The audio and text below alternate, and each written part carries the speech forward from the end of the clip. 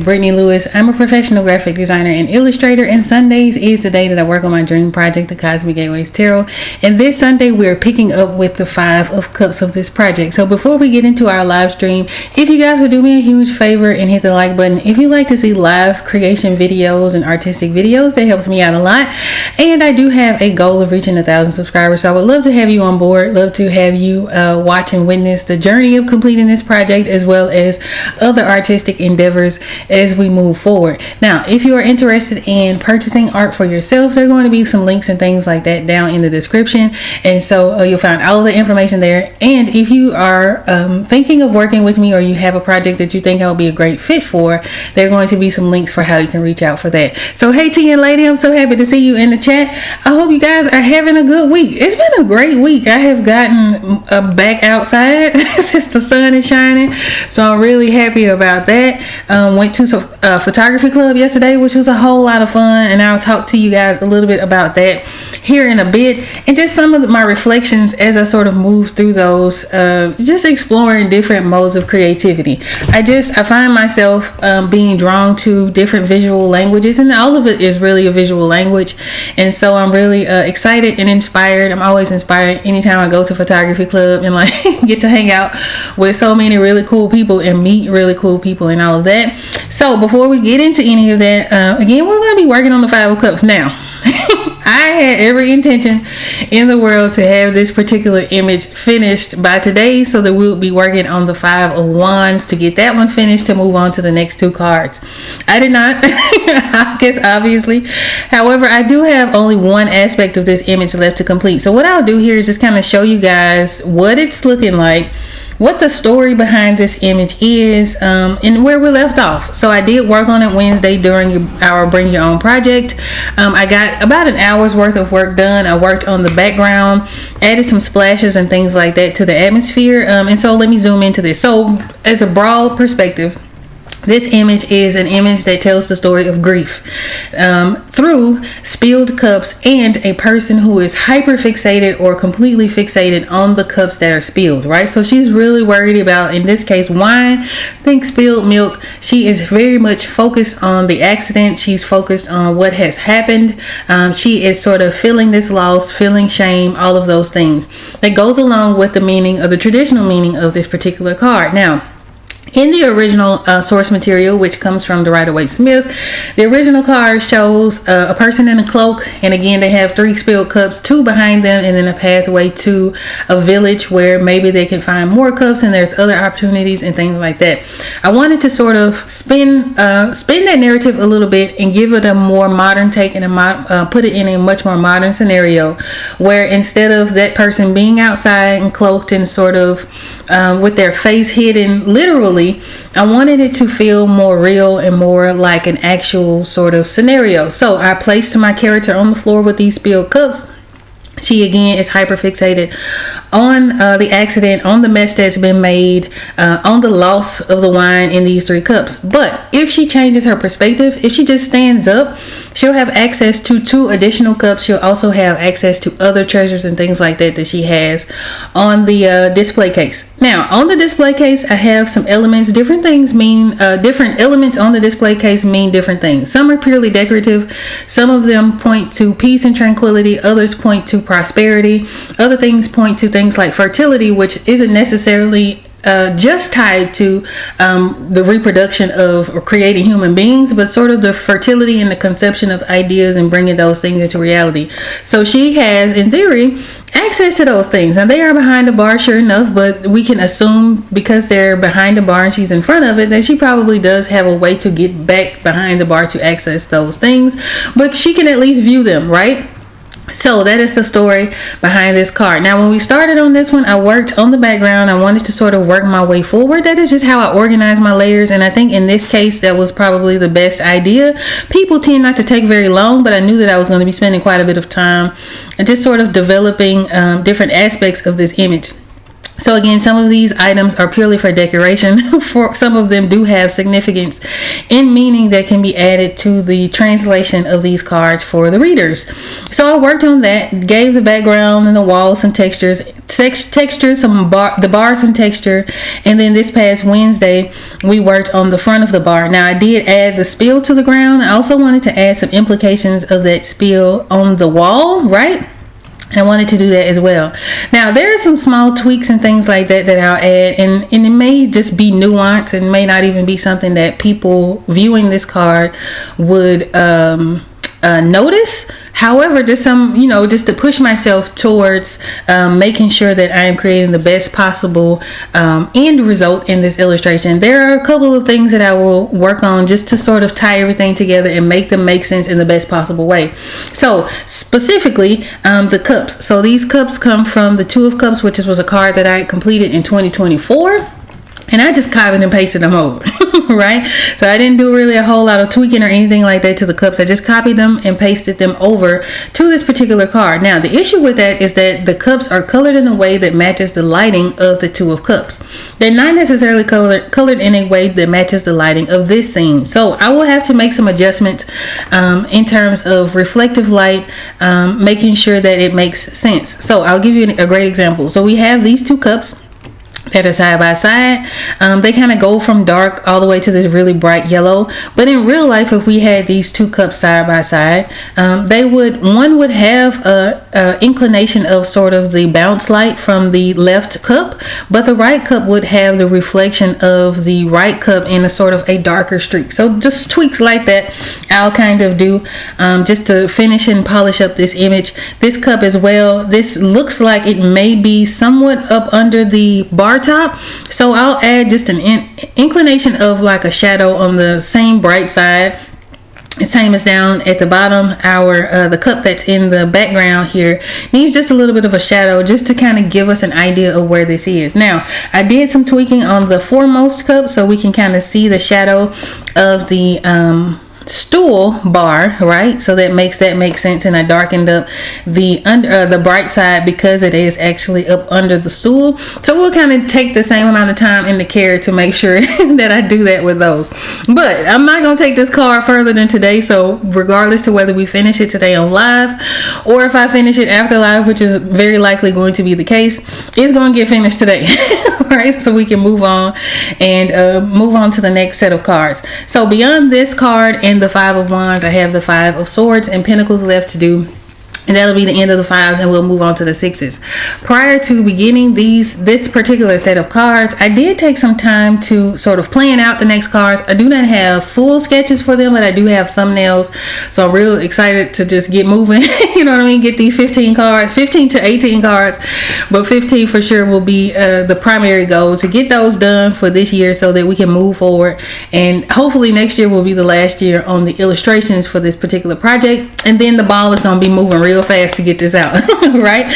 But of course I want to take my time and make sure that I am creating the best possible representation of these cards for the Cosmic Gateways Tarot, so that when you guys get them in your hands, you're going to be as much in love with them as I am. So I'm really, really excited about that. So in the meantime, right, I have been exploring some different sort of modes of creativity. I would consider myself to be a multidisciplinary artist. My primary sort of disciplines are illustration and graphic design. That's just sort of where I run my business, right? So I provide illustrative and graphic design services to authors in the form of book covers, book interiors, illustrations in terms of children's book illustrations, comic book illustrations, those kinds of things. The idea is that people will come to me with their edited manuscripts, because I do not do the editing, and I provide all of the creative services to help them get their book published. That is the sort of primary function of what I do as a creator and as an artist. I am coming to terms with the fact that I do not talk enough about that. Right? You know what I mean? I think sometimes as business owners in general, not just artists, but just sort of in whatever business, I think sometimes we kind of fall into the loop of feeling like We are being redundant in talking about what it is that we do, but we have the big wide world available to us, and you're always going to have new people who are going to be discovering you for the first time. So it is important to reiterate what it is that you do and talk in detail. Now, if for artists, it's even more important for us to explain that, because I don't want to say we are in competition with AI, because I feel like human artists will always win in that arena. However, I think that expressing and explaining and sort of showing the process of how we create is going to be extremely valuable moving forward. And we see that a lot as today. Like, we see that quite a bit, because people are often accused of using AI in their artwork, and they're not. And then sometimes you have people who are using AI and passing it off as human-made creation. So I think just being very open and honest about how we create as artists, no matter what that field is going to be extremely valuable moving forward. So I'm just kind of coming to terms with that. I think part of it, I was talking about this earlier with my husband, I think part of it is that I first of all, I'm extremely confident in what I do, right? I'll say that wholeheartedly and with my full chest. I love what I do. I feel that I'm very good at what I do. However, sometimes I feel like it is difficult for me to talk about it, because I don't want to appear arrogant in my pride in what I do. Does that make sense? Like, I don't want to come off like, oh yeah, I'm this, I'm this. I am her. You know what I mean? So sometimes I kind of hold myself back for that reason, just not wanting that pride in my work to come off-putting. So kind of worrying about how other people perceive me, but also just being very not modest, but sort of reserved, just as part of my personality in terms of like my life, right? Because so much of what I create is very much tied into my life, right? This particular project is a great example of that, because it is so purposefully introspective. So I have to kind of get out of my head around it. I know that I see lots and lots of artists. I'm always inspired by lots of artists who are very confident and very comfortable with showing you what they do, right? And so I'm coming to terms with that. So today, like on Threads, because I be threading. I love Threads. Threads is one of my favorite platforms. I think because I like to read. Of course they have videos and stuff like that, but it just kind of speaks to me, my love of reading, but also reminds me of like the message boards of like days of old. So I really like Threads. But anyhow, I was on Threads, and I saw a book cover, saw a person sort of talk about their experience with hiring a book cover artist, and how she did show the work. She wasn't really satisfied with the work. It looked unfinished. However, her budget was pretty small in terms of like hiring someone to do that. And so the result reflected that, right? But I was looking at the book cover, and I was like, this reminds me so much of one that I've created. And I'm thinking, I do a horrible job of showing you guys the art outside of this project, some of the art that I create, and so that you guys can have an idea of just what I can do, right? To a certain extent, because I don't show or think about half the stuff that I do, but just to a certain extent. And so I'm just kind of getting out of my head about that. So yesterday in photography club, I had an opportunity to speak with the coordinator a little bit about what it is that I do, which isn't necessarily, I don't do photography professionally. So sometimes I feel slightly like I shouldn't talk about what I do, you know what I mean? However, because it is a creative field and I work within a creative field there, and I'm finding there's so much overlap, right? It just seemed very natural, and she asked, so it seemed very natural to be able to open up and speak about what it is that I do. I've also been sort of looking for opportunities within the city to do that, because I know that there are people who are wanting to learn more about being just a professional artist in general, but also being digital artists, and seeing what that looks like, and thinking that they have to do a whole lot or invest a whole lot, just kind of walking through that whole process of how to do it, how to create very cohesive illustrations, the whole thing, right? So just sort of looking for opportunities to share in that arena. And so we're here, right, until I can find those locally. We'll do it here. But yeah, I've been sort of evolving and being very reflective and very purposeful about the things that I am, partaking in, and being open and honest about in my process and all of that. Somebody rang my bell. Hold on.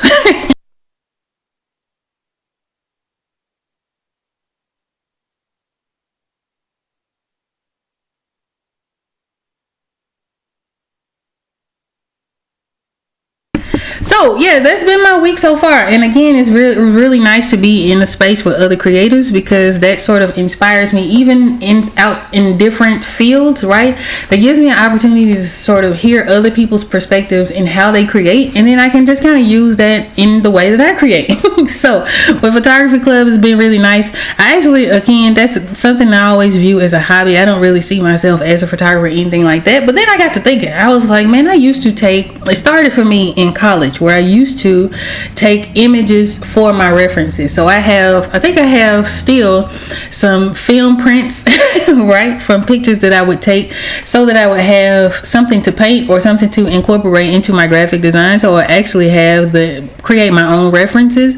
And then when my son was a baby, he'll be 15 this year, I had purchased a film camera, my AE1 program, and I also purchased like an entry-level digital camera. And whenever we would go to like the zoo or we would go out to the park, I would always sort of take pictures. And in my mind, I guess maybe because I'm a visual artist by a different discipline, I tend to frame pictures the way that I frame, in terms of creating compositions, I tend to frame pictures the exact same way that I frame illustrations, the exact same way that I do portraits. So I've gone back and looked at some of those old photographs and things like that, and I was like, I ain't too bad. You know what I mean?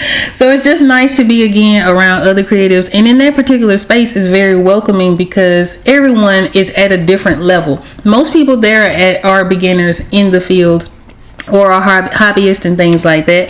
There are a couple of people who do it professionally, but it's just a really nice space. It's really nice to again be able to create around people who are also being creative. So yesterday we had an opportunity to play with gear, which was a lot of fun. There was a guy there whose name was John, and I'm not sure what his last name was, but John was like, man, the gear master. He had thousands of dollars worth of like cameras and lenses, and he was like an encyclopedia of the difference between the things and use scenarios and things like that. So that was a whole lot of fun. So I've been out, right? And I think again, doing that, being in those spaces has really sort of fueled the inspiration to create in my own right. Even if it's just experimenting with the photography, or if it's adding the elements that I learned from those classes and adding them into my illustrations. So be prepared, right, to get sick of me talking about what it is that I do and how I do it, and sharing those things with you guys and those resources with you guys, because that is something that I think that I have to sort of hold myself sort of accountable to, because I have not done that to the best of my abilities. I'm sort of like, again, shy about it, not shy about it, but just worried about how it is perceived. But at the same time, if you don't talk about it, nobody else will, right? Why would someone else sort of do that? And you want to sort of always be at the top of the mind of people that you want to interact with your work. So yeah, so while it's auto saving, speaking of, let's go ahead and look at what the Cosmic Gateways Tarot looks like so far. So for those of you who are just joining me, and maybe this is your first time here with me, the Cosmic Gateways Tarot is a project that I began October of 2019. Now this is a project that I had been wanting to do, dreaming about doing for years leading up to 2019. This project will consist of 78 individual illustrations and cards, right? It'll have a 79th illustration in the back design, but it'll be 78 cards. It will also come with a little white book, which will have basic interpretations, as well as a companion book, which will do deep dives into the cards, into some of the mythology, into some of the nuance and the inspirations and things like that behind the illustrations. Now this deck came from my desire to find a deck, because I like tarot. I love collecting the cards. To me, it's sort of like a mini art collection. But as someone who loves the medium, I was having a hard time finding work that I felt represented in. At the same time that I began this, I was also sort of dissatisfied with the work that I was putting out at large, right? Again, worried about what other people were thinking, right? So that seems to be something that I have to sort of heal through and work through, just sort of across the board. But it was one of those things where I was very afraid to be expressive and introspective purposefully, right, in the work that I was creating. And so I just began, right? I kind of ripped the band-aid off. I was like, let me just do one card, see how it goes. I did the High Priestess first, and then it sort of snowballed from there. I've been working on this project off and on since then. Now, some years are more productive than others. I think the most cards I've done in a year was about 14. I think that was 2022. So I've done quite a lot of illustrations. We have completed 42 cards. So after I complete the 5 of Cups and the 5 of Wands, which are the two cards that we're working on, we'll be at 44. So we'll continue to double it up like that. Now, this card or this deck again was created so that I can feel or find representation for the things that I want to see in this particular medium. The basis of this card is to have positive representation of Black people in spiritual medium, because that's something that you do not often see.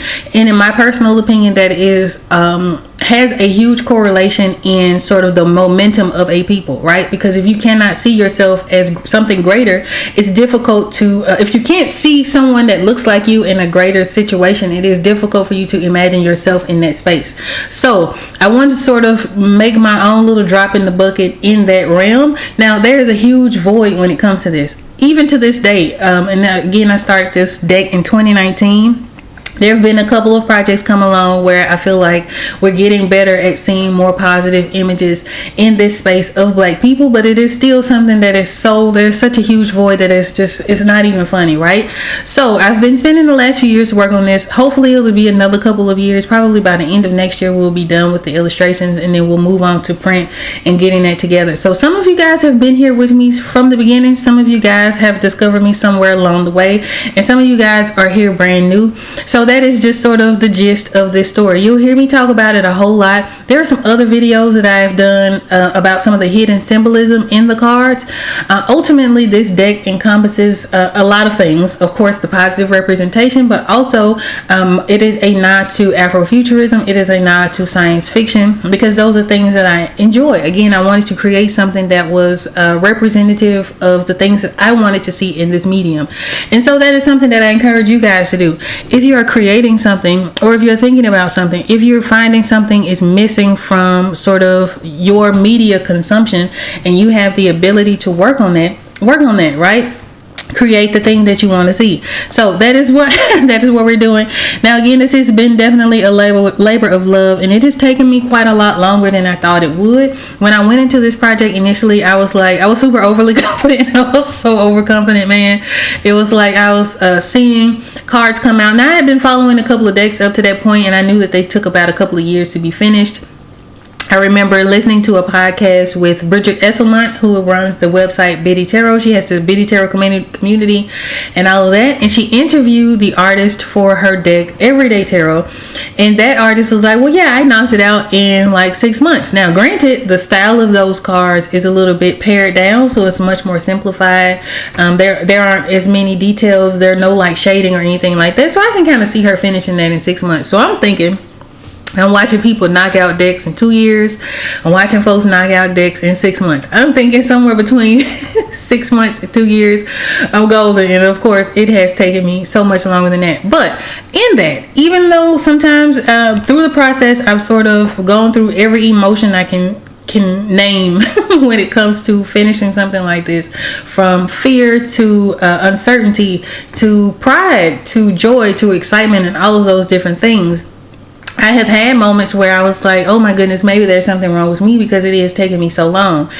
However, I look at the length of time that I've spent on this card as a little bit of a superpower. For this project, I don't have to answer to anyone, right? Right? I don't have to answer to anyone. There are no investors at this point in the process. I'm not under contract or anything like that. So I have the luxury of being able to kind of take my time on it, make sure that I'm creating something that I'm wholly happy with. I'm not rushing through the process. I'm doing my due diligence when it comes to researching the images and putting those meanings and interpretations into real life scenarios. And so I get to kind of enjoy the process once I get out of my head about it, right? I get to enjoy the process, and I feel like, and I get to share that process with you guys, but I feel like that becomes a strength rather than a roadblock or an obstacle. And so that's where we are. Right? So on this particular card, again, this is the last aspect of this card that I have to work on. At the time that I was doing it, sometimes I get a little bit of a brain fog and I could not figure out how to shade a side profile, and I have no idea why, because I've done so many of these. But that happens, you know. I kind of, again, I get to enjoy the journey and I get to enjoy the process as I create this deck, and again, I get to be very purposefully introspective in this work. So I'll say time and time again, art is often a reflection of the creator, of the artist. We can always tell something about the artist by the art that they create, whether that is through the motifs, right? Through the themes, through the subject matter, through the mood, through the decisions that that artist makes, whether it is things like fan art or like, you know, abstract work or portraiture or movies or photography or books, writing, book covers, all of that. We can always tell something of the artist by the art that they create. Now, sometimes again that is intentional. Sometimes people are intentionally putting themselves into their art. Sometimes it's not. For me, I don't know that it ever was completely not right, but I think that once I became very aware that I wanted to reflect my own experiences through my art, it became better. Right? Because it wasn't so much trying to appease a mass of people or appease a certain audience, but it became about just sort of being reflective of my own experience and being true to who I am, and just again creating the things that I wanted to see. So you'll see a lot more of that work from me. Now again, we've talked a little bit about some of the videos that I have in mind, right? So some of that will explore finding your voice. All of that has to do with finding your voice as an artist. Again, even if you're working in sort of the fan art or fan fiction space, you still have a voice because you are still responsible for making certain decisions, whether the decision is simply why you're creating that piece of fan art. You know, we always have the ability to have control over and can choose intentionally what it is that we create, right? And so if you can intentionally put yourself in your art, I feel like it kind of goes a much longer way. Right, it becomes much more authentic, and you connect to more people, right, on a much different level than you would if you were just creating something because you think it'll sell. Right? All right, so what I'm doing, and I have not done much, is I am actually adding some highlight and shadow to the face of my character. I'm thinking about her face in terms of planes, right? So if you guys remember when we were in school, you would draw like a cube or something like that. I don't know if you guys have ever drawn like the 3DS and all of that. We kind of look at the face in a similar way. The face consists of planes, right? So there's an angular plane. When I shift, there's a line that separates my upper cheek from my lower cheek, and so we can look at the face in that way, look at it in terms of shapes. And so with that in mind, I am putting in light and shadow, midtones and highlights, and then I'll add much more detail and nuance from there once I'm comfortable with where the light and shadow is. Now already I can probably see where I have a little bit of a hiccup, and it's going to be right in her neck, just because of the angle of her neck. So we'll kind of play around with some of that as we move forward. And again, the goal today, whether I do this live or not, the goal today is to go ahead and finish up this particular card, and then we'll kind of go from there. So again, I hope you guys are having a great week this week. It has been really sunny and really, really nice. We had some earlier storms. We actually had some power outages earlier today. So I'm really glad and feeling fortunate and thankful and grateful that we have power now, so that I can come and chat with y'all, right? And talk to you guys about some of my hopes and dreams, and hopefully encourage you guys in your hopes and dreams and things like that. So I'm really happy about that. But this week has been hot, like it's like 80 something degrees now, right? Whereas last week we had some really I think it was probably nearing the last frost dates. So for you guys who garden, you know that before you plant your seeds, or you typically have to plant your seeds around the last frost dates, right? And so I think that's what we were experiencing last week. But I'm really, really happy that it is warming up, so I don't have to wear a hoodie. I could just be in my regular clothes now, you know. I don't have to worry about having the heater on and all of that. Really, really happy about spring being here.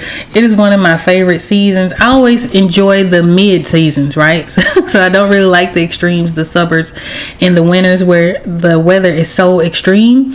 I do really, really enjoy these sort of in-between seasons because we get a chance to get out, right? Get out, move around, just kind of experience the city and experience life outside of the house. So that's been really, really nice. So if you guys have been working on any projects, I would love to hear about it. If you guys, I know some of you guys are artists, so I would love to hear about how that's coming for you. Again, we had yesterday, I always feel like hella inspired anytime I come home from photography club because it's so much fun. And so again, just kind of having the opportunity to play with some of the lenses and things like that, and just to get a better understanding of the lenses and the different kinds of cameras was a whole lot of fun. So for instance, the camera that we do these live streams on is one such that we do photography on as well. So it's just really nice to be able to do that. So one of these days I might do this. I might share with you guys some of the pictures that I've taken over the years, some of the ones that I was like, oh, you know what, you ain't too bad. Right? I ain't do too bad with this one. I might have to show y'all some of those. I used to, in my early 20s, I owned a business where I created natural hair care and things like that. And I used to do all of my product photography. So I would set up the products in a way, create the scene. I would like make sure the lighting was good. You know what I mean? I'm using natural light at the time, but I was like making sure the lighting was good. I was using Photoshop to edit the photos and things like that early on. This would have been around 2007 or 8. I would say something like that, 2007 or 8. And so I might dig some of that stuff up so you guys can kind of see it, just so you can see. And again, y'all gonna get sick of me, but this one of the things that I think I'm going to do a much better job of moving forward is just kind of sharing the art right outside of the Cosmic Gateways Tarot, because I do so much, man. It's kind of funny because sometimes I think when we are multidisciplinary artists and we have so many different interests, it can seem to someone that maybe you're being scattered because there's this idea that you have to niche down, that you have to sort of pick one thing to be good at and stick with that one thing. I don't believe that. I do believe that they're all sort of interconnected in some way. I again am the type of person who I just feel compulsed to create. Sometimes that manifests itself in the illustration and the graphic design. Sometimes it's paintings. Sometimes it's cooking. Sometimes it's sewing. Sometimes it's gardening. Sometimes it is sort of making up jingles right as I'm walking around my house. Sometimes it's waking up with a song in my heart. Whatever it is, I have a compulsion to create. Right? I can't help it. Hey, Draw Sketchbook. I'm so happy to see. Hey, girl. I'm so happy to see you. I'm just one of the type of people that I feel compelled to create. So to me, to have different interests in different sort of discipline probably is, for people that know me real well, it makes sense. Right? But sometimes explaining that out loud to people who may not know that it's okay to be a multidisciplinary artist, sometimes they can be a little bit nerve-wracking because it's like it may sound like you all over the place. It all is connected, right? Especially with like going back to photography and things like that, because I use photographs as references. Being able to go out and shoot and create your own references is super important. Right?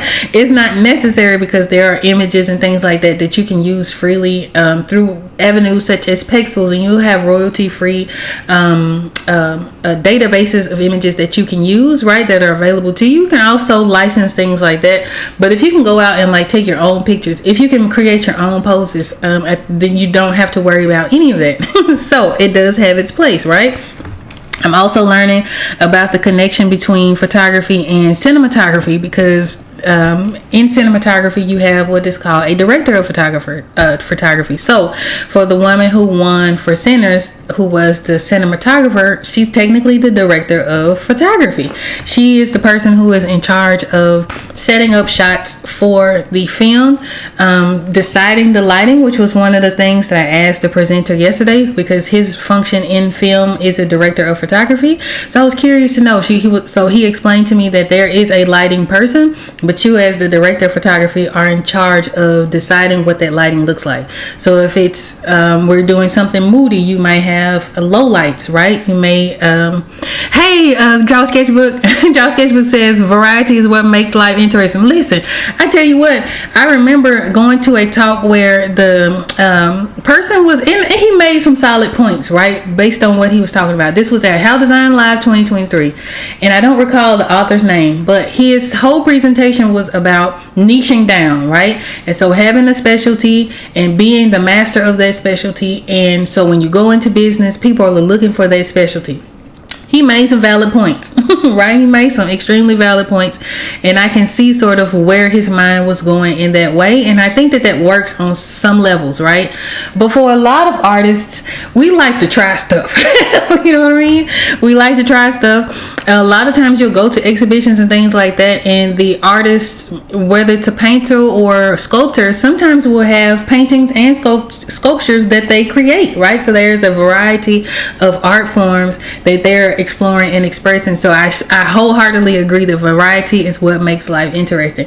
And again, it keeps you on your toes, right? You get to incorporate different things from different sort of perspectives into your work. So to me, it may seem like I have a lot of, I got a lot of interests. I can't help it. I just enjoy creating. I enjoy watching people create, and I really, really enjoy watching people do things that they love, because I feel like it shines through their work, right? For whatever their love, whatever the reason is for why they love it so much, it shines through, versus when you watch people create because they feel like they have to, or you watch people do things because they feel like they're obligated to me, it reads very differently, right? So for instance, there's a guy that I love who I've been just discovered him. He tests out bicycles. I don't know what this man's name is, but every time I see him, he's testing out bicycles, and I can tell just watching him play with these bicycles how much he enjoys bikes, right? So to me, that makes his content much more endearing and much more interesting, because you can tell he really loves bikes, right?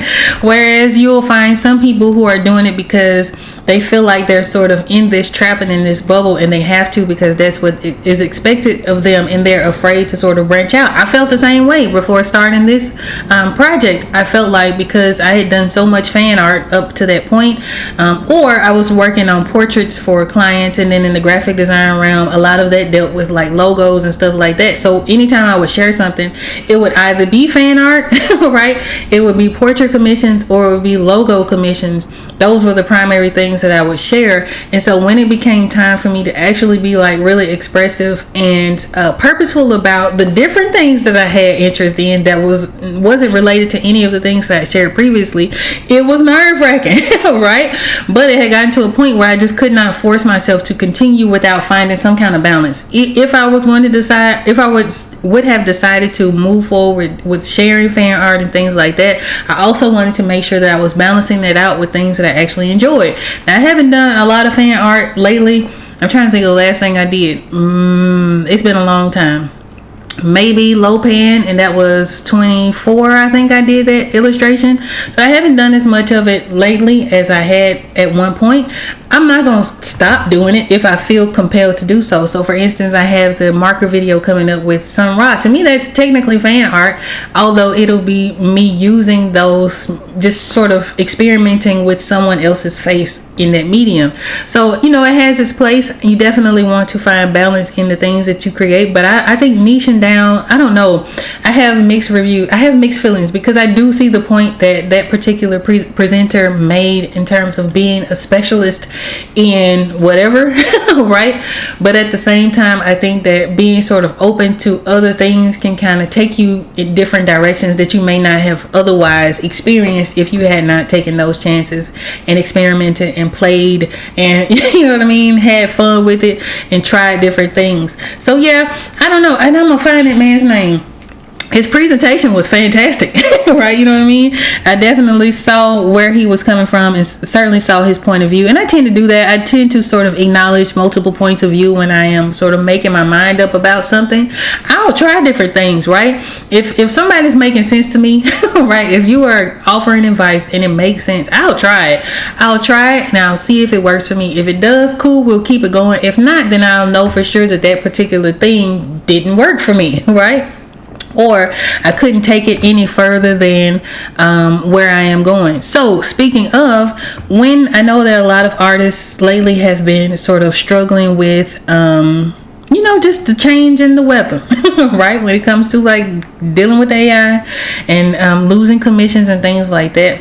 And sometimes it can be scary, especially if you decide to branch out to create something to sell rather than offering a service. For instance, this particular deck, the thing that keeps me going with it, even though right now it is not at a place where I can sell it, so I'm spending these 6 years sort of creating and working toward this thing and not necessarily making significant money on it. Of course, I sell the journals and the prints and things like that, but it is not sort of in its final phase, and so I'm not making money to the highest degree that I probably could once it gets published. One of the things that kind of keeps me going is that I know that I have not taken it as far as I can take it yet, right? I know that in my art career I have not gone as far as I can possibly go, so that makes it easy not to quit on those days where I'm not really sure whether or not I'm doing the right thing, because again, I feel composed to create. You know what I mean?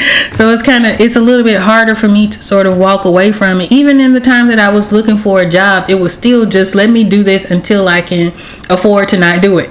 Right? Let me look for this job, let me work this position, whatever that position would be, until I can sort of stand back up on my own 2 feet and get back to the place where I want it to be, so that I can continue to create freely, right? So that is sort of one of the things that kind of keeps me going, when again, motivation, that's what fuels the discipline, right? Because again, motivation is one of those things that'll come and go. Some days I feel super duper motivated and inspired, and I got ideas coming from the cosmos left and right. Right? And then some days I'll have days where I can't remember how to draw the profile of a face, and I'm frustrated because I'm like, I've done this 1,000 times and I can't figure it out for nothing. And it's like, oh my gosh, am I in the right career? Right? You know, you start questioning all your life decisions and all of that. But one of the things that just sort of keeps me moving forward is the fact that I know I have not taken it as far as I can go. Some of that kind of comes down to not knowing where I want it to go. And I know that a lot of the years that I spent as a freelancer was just kind of figuring out what I wanted to do and just doing what I could until I figured it out, right? Until I got to that place. And even now, you know, I do the publishing. I work with a lot of authors and things like that, and are doing book covers and interiors, and will ultimately turn B. Lewis Arts into a publishing company with the Cosmic Gateways Tarot. It is sometimes scary not knowing where it's going, right? But I know that I just have not gone as far as I can go in whatever arena that is. So I am purposefully recently seeking out information and opportunities and classes and workshops and things like that, just to get other perspectives. Sometimes we can kind of be limited by our own thoughts, limited by our own experiences. So again, with the photography club, that kind of gives me a different viewpoint. It gives me access to other people's careers, right? Other people's interests in the arena that I'm also interested in. So for instance, not knowing that the director of photography was a thing, and those people are in charge of the cinematography, not having that information kind of and then learning the information kind of opened things up for me to see, okay, well, I do have this interest that may be an avenue to pursue, right? There is a workshop coming here in Memphis, I think April 18th or something like that, that is going to be centered around sort of growing as an artist and networking and learning how to market and all that. I'll be going to that. So I'm actively sort of looking for resources, and then I can share that with you guys if it's something that because I know a lot of you guys are all over the place, but sharing those resources with you guys so that if it's something virtual, for instance, that you guys can participate in, then you will have access to that as well. Hey, Black Z2, come on now. I love the sparkle in the alien head. Come on, Black Z2. I'm happy to see you. So so it's a process, right? And sometimes we have to kind of be patient with our process, and also just sort of honest with ourselves, because anytime I'm sort of beating myself up about not being where I would like to be, I have to remember that you don't know what you don't know, right? I only knew so much, and I feel like I did the best that I could within the amount of information that I had. And now that we're growing and pursuing new things and new interests and things like that, outside of just making money, just creative interests in general, things are sort of coming together in a very different way so that I can learn more and sort of evolve in the business. So it all is connected, right? You know, but I feel like for me, just exploring different modes of creativity has been the vehicle for that, and not being so stuck with one sort of way of being, one way of thinking, one way of creating. And so as you guys are moving through your own sort of journeys, don't be afraid to try stuff. You know what I mean? Don't be afraid to acknowledge the things that you've done up to that point. Sometimes we forget just because again, we may not be where we want to be in that particular moment, but you've done a lot. Chances are you've done a lot more in your life than you give yourself credit for. I know for sure I had to think to myself, I was like, hold on now, I was taking my own reference pictures when I was in college. college, and I had bought my camera, film camera, when my son was a baby. He almost 15. You know what I mean? He a teenager. So going through and remembering those things and acknowledging those things and saying, you know what, I ain't too bad. Right?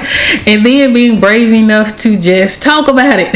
Right? That's something that I have to do. So again, get ready to get sick of me, because we're going to be talking a lot more about the art, but not just in a look at me, me, I type of way, but look at what I've done and let me show you how you can do it too. That is sort of what I would like to do, especially for you guys who are interested in being creative and being artists and sort of navigating this space.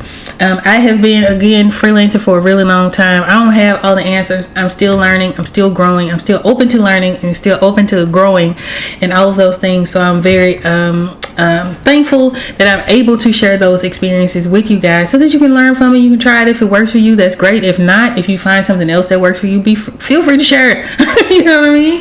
Feel free to share how that works out, and then we can move forward and we can grow together collectively. Right? There's no real reason for me to gatekeep certain bits of information, because I want to see you guys win just as much as I want to win, right? I want us to be a team of winners. You know what I mean? So that is something that I, again, am looking forward to doing in the near future, right? All right, so back to this latest face. Now, again, this is one of those things where I actually had to go remind myself of how to color a profile picture. Right? I know it sounds really weird. I just have brain fog from time to time. It just might be a part of, going into my 40s and all of that. This year I'll turn 40, so I have been experiencing it a little bit lately. So sometimes I can like, I know how to do this and then forget how to do it. So we're just going to add layers, add light and shadow until it begins to make sense to me, and then it'll come back. It's like riding a bike. It'll come back to me. But I'm just going to add light and shadow again and highlights, and then we'll go into adding much more deeper and darker shades of color so that we can expand our value range, meaning the range from light to dark, so that this looks cohesive, right? Because the rest of our illustration looks great. Really proud with the way that it's come together so far. We want to make sure that we don't drop the ball on the final boss, which is the character here. We want to make sure that she fits this scene, especially considering I put so much time and effort into the details of the background. So I'll zoom out here for you guys who are just joining us, so you guys can kind of see and have an idea of what this illustration is looking like. Again, now the story behind this deck, the story behind this card is all about this particular character experiencing loss, right? So she is experiencing loss and she is grieving these spilled cups. Now, of course, this is a metaphor because this card in general means loss. It is a card of grief. It is a card of deep sadness. It is a card of sort of wallowing in it, though, being consumed by it, and having that loss and that grief sort of dictate how you move forward. So for me, the best way to articulate that idea was to have our character sort of in it, right? Like quite literally down on the floor with the mess. And so, but if our character were to stand up, if our character were to sort of dust herself off, she would see that she has access to 2 more cups on this bar top. She has access to all kinds of treasures that are in the display case. So she has access to much more if she just stands up, right? Now, in the original source material, it is a man who is kind of standing and you don't see their face. So I wanted her to sort of cover her face as if she's like, oh no, my goodness, that kind of thing.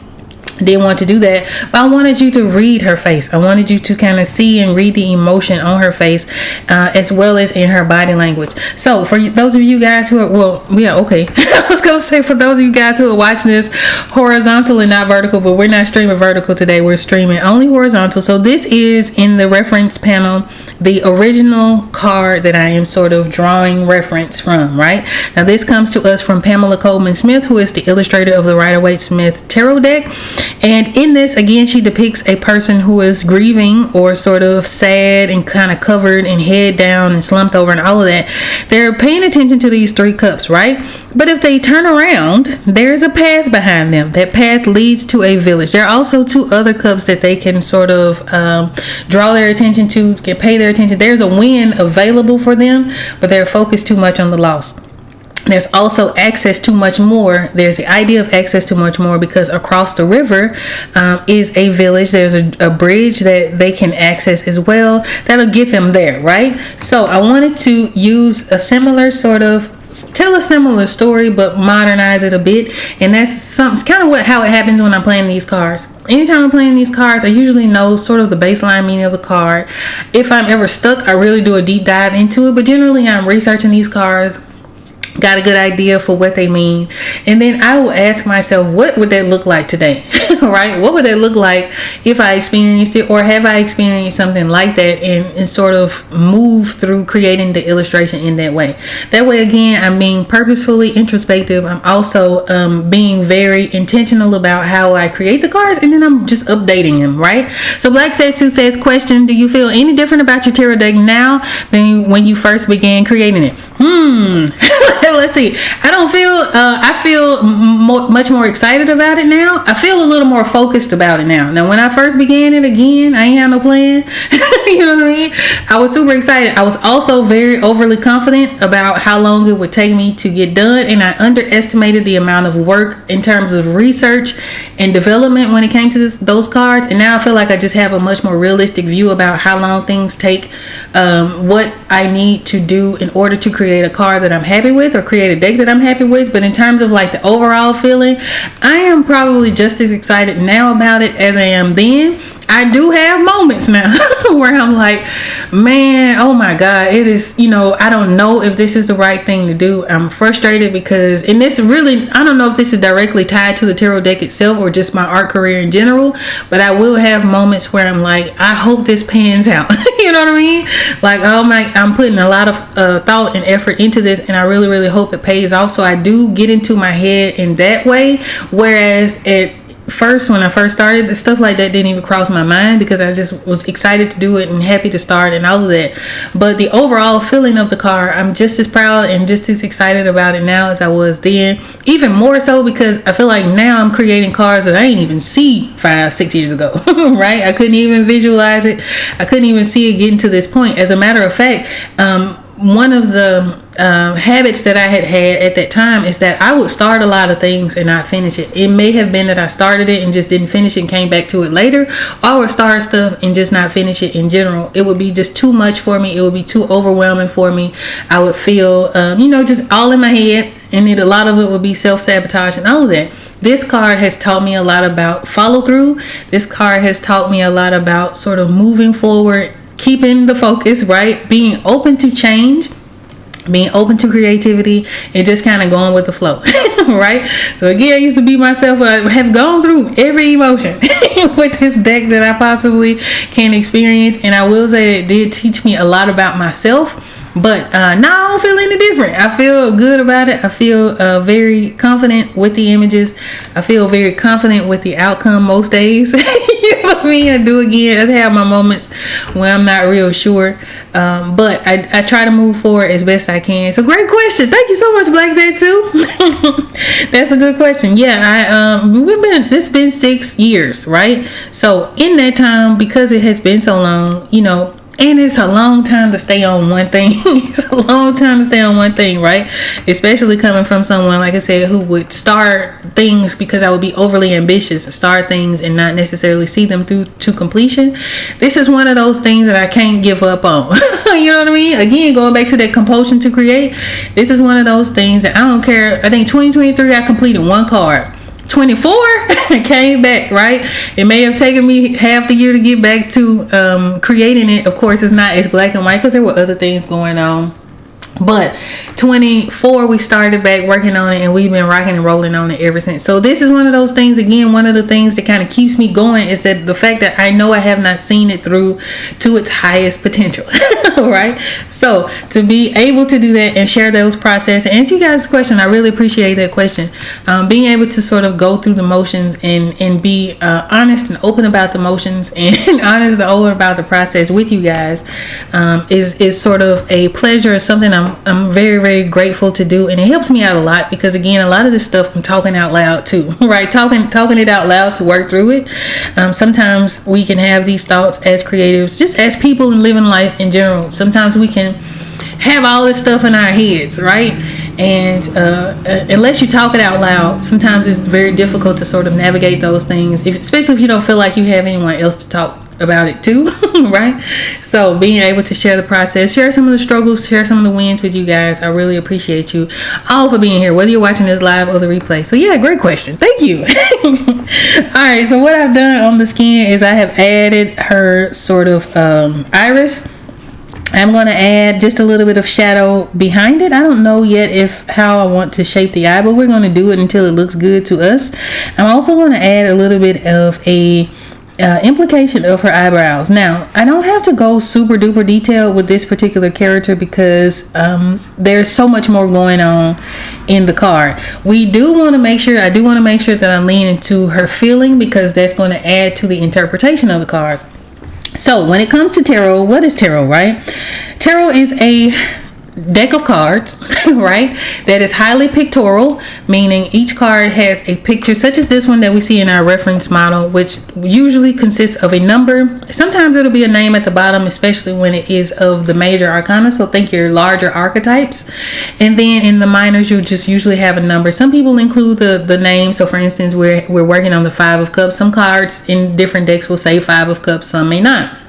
But when you're reading tarot, you're pretty much shuffling these cards, you're asking a question, and then depending on the card that you are pulling, you'll interpret the answer to that question based on the image, right? Some people read the actions of the image.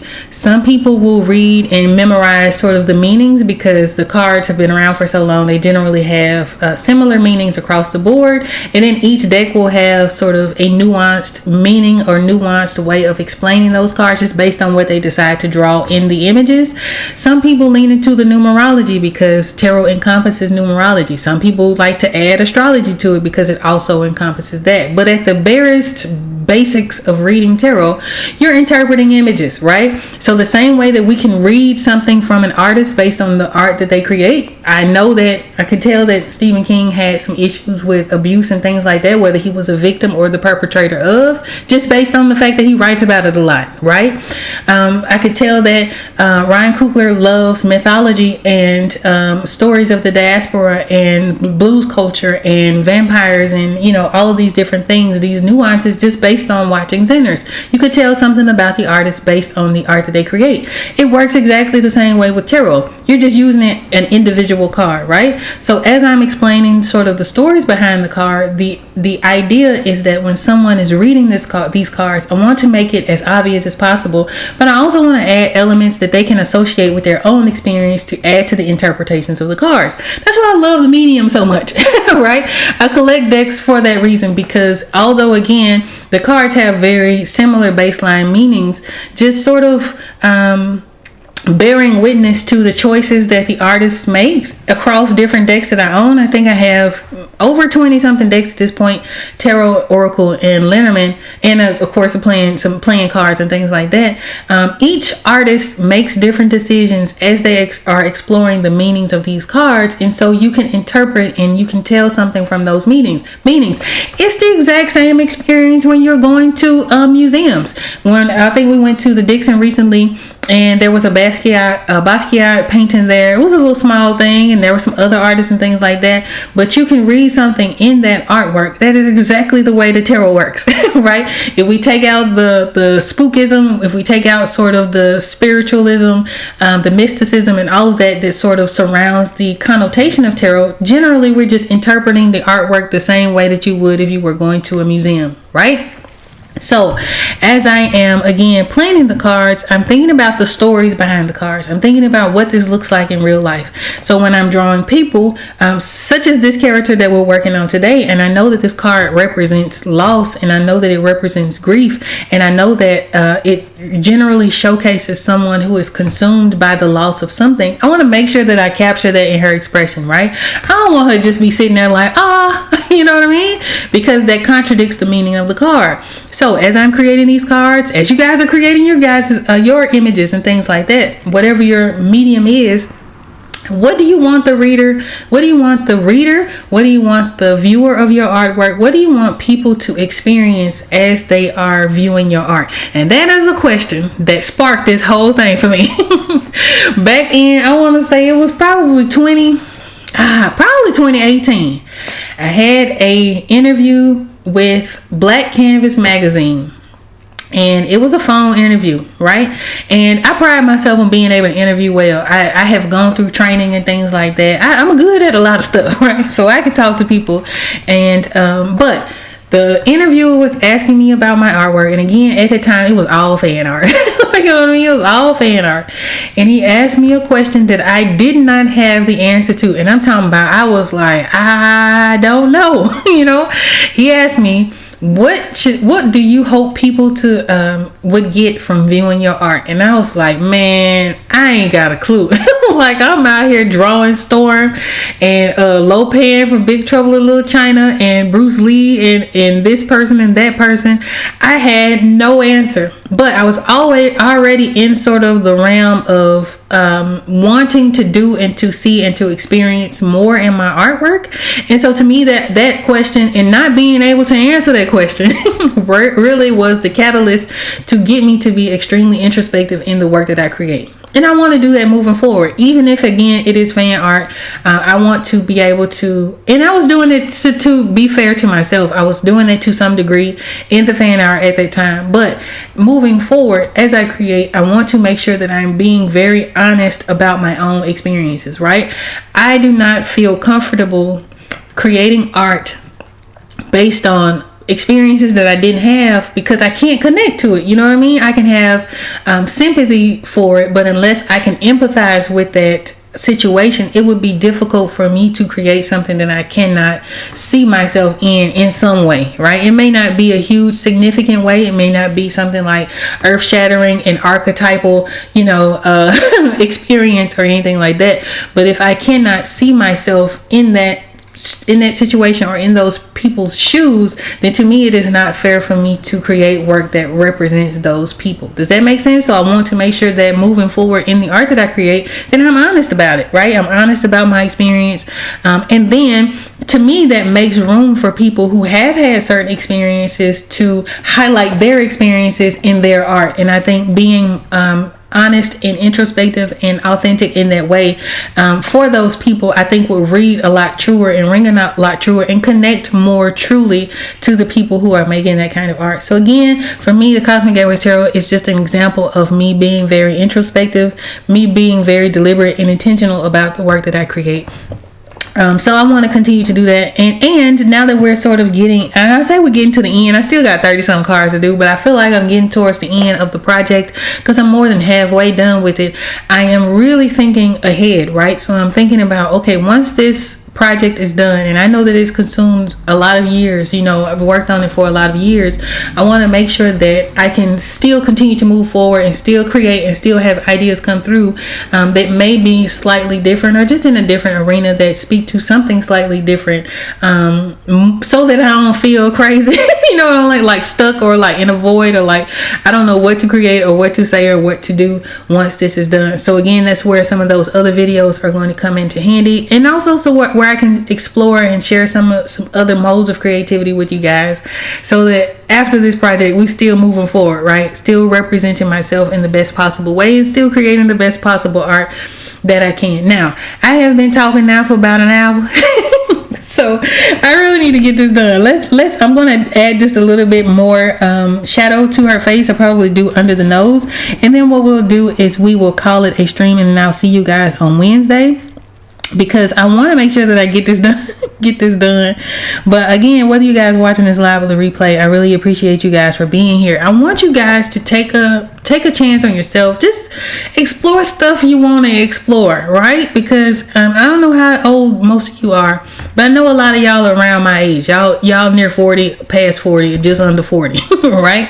I know that we lived life, a lot of us, based on the expectations of other people, whether that's the expectations of our parents or of our friends or people that we grew up with in the neighborhood, the people that, the lives of the average life of the people in the city that we live in and all that. But I would really encourage you guys to just kind of try different things, right? even if that means sort of watching people that may not live in the city that you live, or reaching out to people who you may not have otherwise reached out to, just to see if you can get information from those people, or just to sort of connect to those people. I want you guys to take a chance on yourself. I want you guys to try different things, right? Lean into those passions and all of that, because I feel like it helps balance out so much, right? And I want to see you guys win and succeed, and I really would like to know that you guys are, just living your best lives, right? Because to me, I feed off that. Again, I love watching stuff, and it may be something I have absolutely no interest in, like the thing itself, but I really, really enjoy watching people do things that they enjoy, right? Whether that's like, I watch a lot of Tim Tracker and Ordinary Adventures. Claire Safford, she cooks. I watch a lot of just different people that are obviously like loving what they're doing. Oh, come on, Draw Sketchbook 42. See, I knew we was around the same age. Come on, child. I'm telling you, you guys are in your 40s, around 40, in your mid to late 30s, or whatever the case is. I want y'all to live your best life. I want you to explore different things and create and do all of that, because, man, we have lived, we've had one of the most interesting adulthoods ever, right? Experiencing so many things throughout our life from 2001 forward, right? So in that, with all of the things that is going on in the world, and all of the weight that I feel like a lot of us feel, just sort of navigating the space that we're in collectively, I think that is going to be even more important for you guys to sort of explore your passions, explore the things that you want to learn, even if it's from an academic space, even if it's from sort of just out of curiosity, you just want to see how it go, right? Or you want to learn more. Find people you can shadow, find people that you can connect with, and just do the thing, right? Don't worry about it being perfect. Don't worry about it being perfect at all, because I can guarantee you there are going to be people out there who aren't even concerned with it being perfect. They're just trying it and they're doing it. One of the things that I think a lot of earlier YouTubers that are just really super popular and making lots of money succeed in is the fact that the money wasn't even in the realm of possibility or thought. They were just sort of putting out the things that they liked, right? 2013, when I started this particular channel, I did it for myself because I wasn't seeing the art that I wanted to see be created. So I was like, well, you know what? I like my art. You know what I mean? I like watching process videos. I'm going to put it out just to do it. Now it became, of course, evolved because I was noticing that my peers were growing a lot faster than I was, and that became discouraging. That's the truth, right? But you just do things that you want to do things that feel right. Bashar, there's a channeler called Bashar, or a person who is channeled called Bashar. And he always says, go with your highest excitement. So go with the thing that feels the best for you. We're always going to have other things to deal with, right? You know what I mean? There's always going to be other experience, other responsibilities and all of that. And the way our adulthood has been going, child, it's always going to be something going on in the world.